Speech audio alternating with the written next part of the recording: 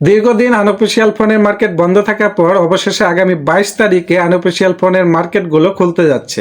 অর্থাৎ আজকে আমি ভিডিও রেকর্ড করতেছি 21 তারিখ, আগামীকাল বৃহস্পতিবার 22 তারিখে এই ফোনের মার্কেটগুলো কিন্তু খুলে দেওয়া হবে। এখন থেকে কিন্তু আমরা আগের মতো আবারও ফোন কিনতে পারবো, বেচতে পারবো, এক্সচেঞ্জ করতে পারবো, আনঅফিসিয়াল ফোনও কিন্তু কিনতে পারবো কোনো রকমের দ্বিধাদ্বন্দ্ব ছাড়াই। তবে একটা কিন্তু প্রশ্ন থেকে যায় মনের ভিতর যে আমরা যদি এখন আবার আনঅফিসিয়াল ফোনগুলো কিনি, সেক্ষেত্রে আমাদের ফোনগুলো কি ভ্যাট ট্যাক্স দিয়ে কিনতে হবে, নাকি আগের মতোই ব্যবহার করতে পারবো, নাকি নিয়ে আবার ব্যবহার করতে পারবো না, ফোনগুলো বন্ধ হয়ে যাবে, এরকম কিন্তু একটা কনফিউশন মনে থেকে যায়। তো আজকের ভিডিওতে মূলত আমি এটাই ক্লিয়ার কাট একটা স্টেট দিব আপনাদেরকে যে আপনারা ফোনগুলো যদি নেন বা আনঅফিসিয়াল ফোন নেন অথবা এক্সচেঞ্জ করে ফোন নেন, এই ফোনগুলো আপনারা ঠিকমতো ব্যবহার করতে পারবেন কিনা এইরকম একটা ক্লিয়ার ধারণা দিব। তো তার আগে ছোট্ট একটা অনুরোধ রইল, আপনারা যদি আমার চ্যানেলে নতুন হয়ে থাকেন অবশ্যই বলবো আমার চ্যানেলটা সাবস্ক্রাইব করে আমার পাশেই থাকুন। চলুন ভিডিও শুরু করা যাক। প্রথমে ক্লিয়ার করব যে আপনি আনঅফিসিয়াল ফোন বর্তমানে নিতে পারবেন কিনা এবং ওই ফোনটা নিলে আপনার বন্ধ হয়ে যাবে কিনা এবং কি আপনি এক্সচেঞ্জ করে কোনো ফোন নিতে পারবেন কিনা।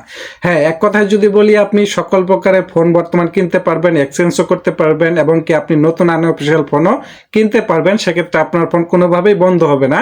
যদি আপনি বাংলাদেশের যে কোনো একটা সিম আপনি ওই ফোনটিতে একবার অন করেন, অর্থাৎ একটা সিম যদি একবার অ্যাক্টিভ হয়ে যায়, সেক্ষেত্রে আপনার ওই ফোনটা কোনোভাবেই বন্ধ হবে না। সেই আগে আমরা আনঅফিসিয়াল ফোনগুলো যেভাবে চালাইতাম, যেভাবে চলতো, ঠিক সেম ভাবে কিন্তু চলবে ওই ফোনটা, কোনো রকমের দ্বিধাদ্বন্দ্ব ছাড়াই আপনারা কিন্তু এপ্রিলের আগ পর্যন্ত আনঅফিসিয়াল ফোনগুলো অনায়াসে নিতে পারবেন। তবে হ্যাঁ, আপনি যদি এপ্রিলের পরে কোনো ফোন নিতে যান বা এপ্রিল থেকে কোনো ফোন নেন, এপ্রিল মাসে যদি কোনো রকমের ফোন কিনেন আনঅফিসিয়াল, সেটা অবশ্যই যদি ওই সময়ে এনইআইআর চালু থাকে। অর্থাৎ বর্তমানে কিন্তু এনইআইআর নিয়ে একটা ঝামেলার কারণে কিন্তু এটা অলরেডি জানুয়ারির 1 তারিখে যখন চালু হয়েছিল তখন থেকে কিন্তু এটা একটা ঝামেলা হওয়ার কারণে, বিভিন্ন সমস্যার কারণে কিন্তু এটা অলরেডি বন্ধ করে দেওয়া হয়েছে সরকার থেকে। এটা কিন্তু আবারও এপ্রিল থেকে চালু হবে এমনটা কিন্তু তারা জানিয়েছে। তো এপ্রিলের পরে যদি আপনি কোনো ফোন নেন, সেক্ষেত্রে অবশ্যই কিন্তু আপনাকে ভ্যাট ট্যাক্স দিয়েই নিতে হবে। আনঅফিসিয়াল ফোন যদি আপনি ভ্যাট ট্যাক্স ছাড়া নেন, এপ্রিলের পর কিন্তু এনইআইআর এটা চালু হবে। চালু হওয়ার পর কিন্তু এটা ভ্যাট ট্যাক্স ছাড়া নিলে আপনি কিন্তু ওই ফোনটাতে কোনো রকমের সিম ব্যবহার করতে পারবেন না, অর্থাৎ সিমে আপনার কোনো রকমের নেটওয়ার্ক থাকবে না, অর্থাৎ ওইটা দিয়ে আপনি কোনো রকমের কথা বলতে পারবেন না। জাস্ট ওইটা আপনি নিতে পারবেন, গেমিং করতে পারবেন বা ওয়াইফাই দিয়ে চালাইতে পারবেন, এরকম কিছু করতে পারবেন। আর একটা বিষয় ক্লিয়ার করি, আপনারা হয়তো অনেকেই মনে করতেছেন যে 60% টোটাল ফোনে ভ্যাট কমিয়েছে, এটা মনে করে হয়তো ভাবতে পারেন যে একটা ফোনে তাহলে তো অনেক দাম কমে যাবে। বিষয়টা আসলে ওইরকম না। বিষয়টা হলো যে আমদানিকারক যে ফোনগুলো আছে সেই ফোনগুলোতে মূলত যে 60% ট্যাক্স কমানো হয়েছে, অর্থাৎ আমদানিকারক ফোনে যেখানে 25% ট্যাক্স ছিল সেটাকে কমিয়ে 10% অর্থাৎ 10% করা হয়েছে। তো এইখানে কিন্তু তারা 60% কমিয়েছে। তবে এখানে তো আর শেষ না, এখানে আরো অনেক কিছু বিষয় আছে, ভ্যাট আছে, ট্যাক্স আছে, আরো বিভিন্ন সাইট আছে যেগুলা টোটাল মিলিয়ে এখন ট্যাক্স দাঁড়িয়েছে মনে করেন 43% সামথিং।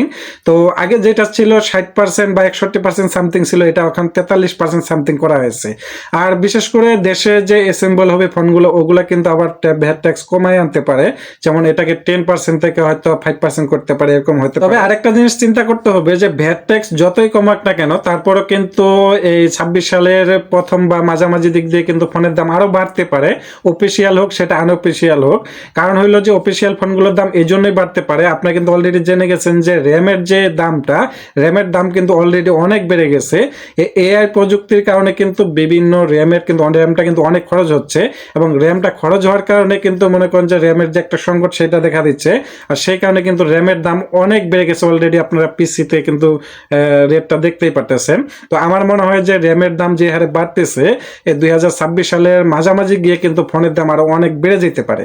তবে আপনারা যেটাই ভাবেন যে আপনারা হয়তো ভাবতেছেন যে ফোনের দাম অনেক কমে যাবে, আসলে আমার মনে হয় না যে 2026 সালে বা 2026 সালের শেষের দিকে হলেও ফোনের দাম কমবে, আমার এটা মনে হয় না। কারণ র্যামের দাম যেহেতু বাড়তেছে, র্যামের দাম বাড়লে কিন্তু অটোমেটিকলি এদিক সবকিছুর দামই বেড়ে যাচ্ছে। তো আশা করি আপনারা একদমই ক্লিয়ার হয়ে গেছেন যে আপনি বর্তমানে আনঅফিসিয়াল ফোন কিনতে পারবেন, কোনো রকমের সমস্যা হবে না। একদম যে কোনো ফোন এক্সচেঞ্জ করে ফোন নিতে পারবেন, তারপর কোনো রকমের সমস্যা নাই। তবে অবশ্যই আপনি যদি কোনো আনঅফিসিয়াল ফোন নেন, সেক্ষেত্রে অবশ্যই আপনাকে এপ্রিলের আগে নিতে হবে, অর্থাৎ এনইআইআর চালু হওয়ার আগে নিতে হবে।